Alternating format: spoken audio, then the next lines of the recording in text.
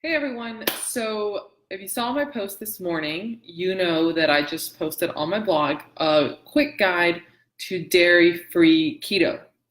In general, I've been getting a lot of questions on good resources for starting keto, and I hadn't written one before, mostly because it's in my book, but I wrote one for the blog, and of course it's specific to dairy-free because that's what I do. Now, I shared this on my Instagram page, and someone left a comment. It was a little on the snarky side. It's okay.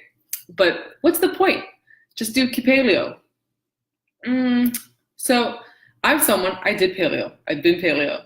For me, paleo is like my big umbrella, the big umbrella under which everything else I do falls under. Hi. So when this person asked me, what's the point of doing dairy-free keto? Just do paleo. It's kind of like, yeah, it is paleo. Like dairy-free keto is paleo, but paleo isn't keto. And the difference for me was that I was paleo for a very long time. I was doing it for 3 years. I had done it many moons ago. And what keto did for me that paleo didn't was that it addressed insulin resistance and it addressed really bad sugar cravings and just an insatiable hunger.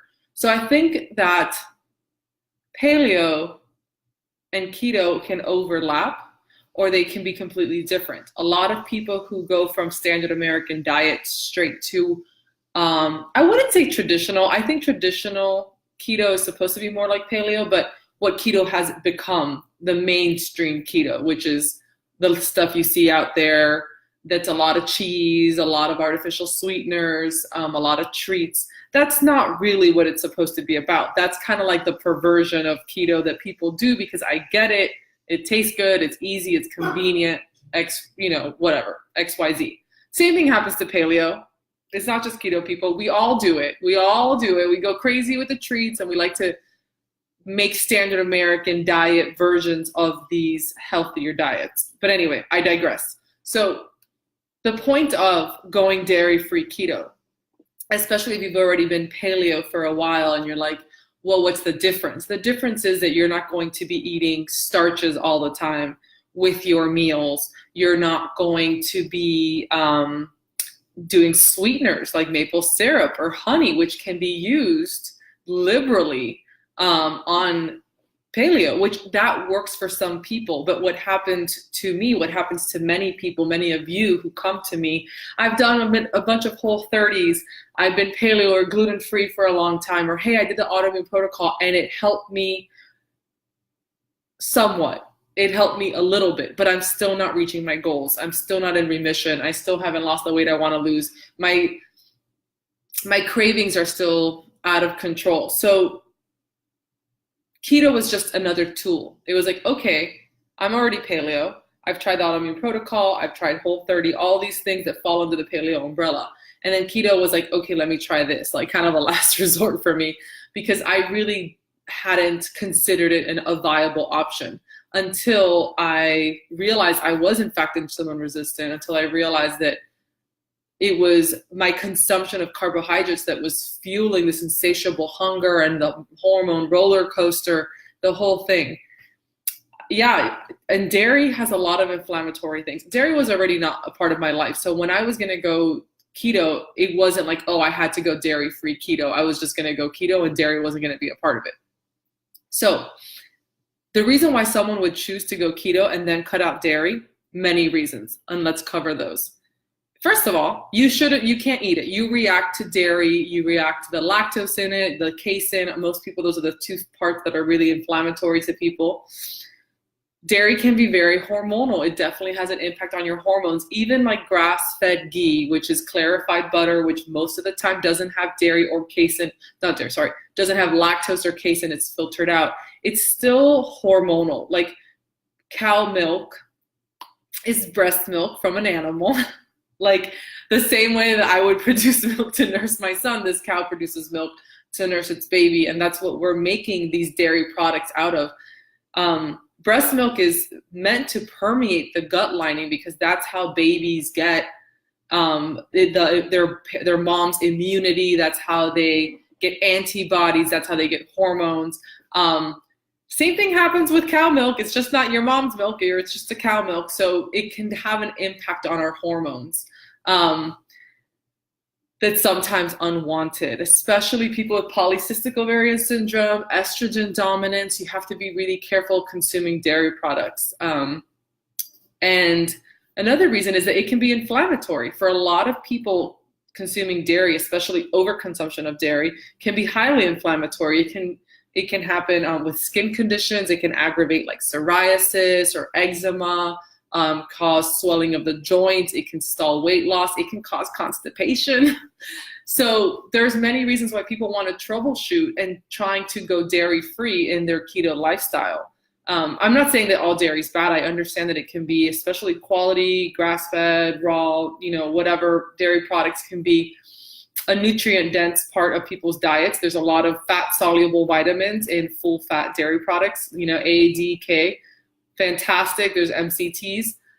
I just don't think it's for everyone. And I think that there's a big overconsumption of dairy products out there, especially in the ketogenic world. So I write, thank you, Sherry. So I wrote this quick guide to dairy-free keto, because a lot of people think they can't do keto without dairy. They think that keto is like, you eat this much dairy and then this much protein and then this many vegetables. No, it should be like vegetables, protein, fats, and your fats can come from coconut, from avocado, from olive oil, from animal fat. Like the fat that comes already in the chicken thighs and in your ribeye steak, that's what's up. Like that's the best fat you can be eating on a ketogenic diet. You don't have to be adding cream cheese to everything or melting mozzarella.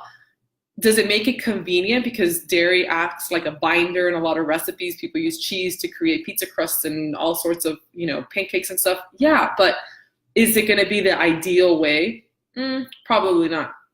So the point of eating dairy-free keto, dairy-free keto is to experience the benefits of a ketogenic diet, which is your body is now burning fat as fuel. Your liver's creating ketones. You have mental clarity and energy, and your hunger is subsided. Like that was the biggest thing for me. And like, I don't eat all the time now. I mean, it's an incredible amount of food I used to put away.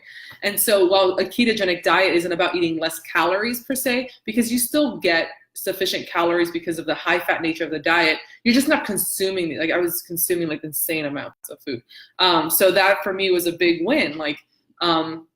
And so the problem with the overconsumption of food all the time, and this is something which is hard to talk about a little bit, because then I'm not playing into like you have to starve yourself or eat less or super crazy restrictions. I'm just saying that when you're eating every 2 hours, that old thing, or like, oh, keep your metabolism fast, you got to eat every 2 hours. No.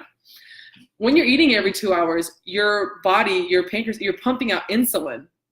And so you're pumping out insulin, and then insulin's getting your blood sugar and it's shuttling into your cells to create energy. But it's not supposed to do that constantly. It's supposed to do that and then subside, and your blood sugar goes down and it regulates, and then you eat again. But what happens is, because we're so we've been trained to just, oh no, you have to eat all the time and eat all the time. And we eat too high in carbs. And so we get that spike, that blood sugar spike, and then it falls, and then it spike, and then it falls, and then we get tired. And so we become slaves to this refeed.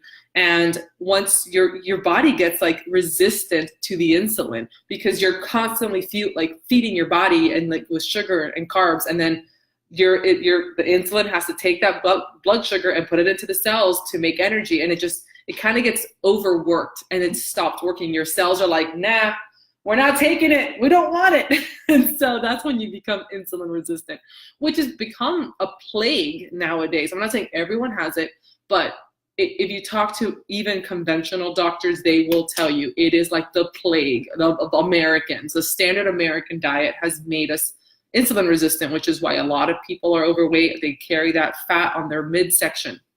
So going keto helps with that. It really improves insulin sensitivity. It gets your blood sugar levels down and steady, because when you're eating, you don't spike your blood sugar because you're eating high in fat, low in carbs. And so you don't become a slave to that refeed. So that's one reason to go keto. That's a big reason I think a lot of us go keto and feel good on keto. Now, why you would go dairy-free keto, like I just explained a few minutes ago, because of the benefits of anti-inflammatory, allergens, hormone balance, XYZ, getting your fats from other sources, more varied sources. And that's the point of dairy-free keto. And that's why keto is different than paleo. For most people, if they go paleo, it's a big change from the standard American diet, and they see a lot of benefits. I know I did. I learned so much. My body changed. I healed a lot. However, it wasn't enough. I was still eating way too many sweet potatoes, way too many sweets. I was still doing that insulin resistance dance with my food. So further transitioning into keto has given me a sense of food freedom, because I am not now a slave to the refuel, which is directly correlated to the insulin issue in people that most of us have. So anyways, if you are curious whether you're insulin resistant or not, you can have your doctor test that. But I really recommend Rob Wolf. He wrote Wired to Eat. It is a fantastic book. It has a 7-day carb test. You get a blood glucose monitor, and he explains to you how to do it. That's what I did. I think it's a phenomenal resource. So yeah, anyways, the post on dairy-free keto is on the blog. And of course, if you ever want any more resources on dairy-free keto, I have my book. And I'm surprised that a lot of people didn't realize this, but of the 150 pages of my cookbook, all this in the front, it's all nutritional information, talks about insulin resistance, liver dysfunction, leaky gut, paleo, autoimmune protocol, and keto, breaks them all down. So there are plenty of resources on the blog. You can go to the wellness tab, and I will link everything in comments. And yeah, I hope now you know what the point is. So for that girl on Instagram who with a snarky comment, that's the point of dairy-free keto. Hope you guys have a super good day. See you next time.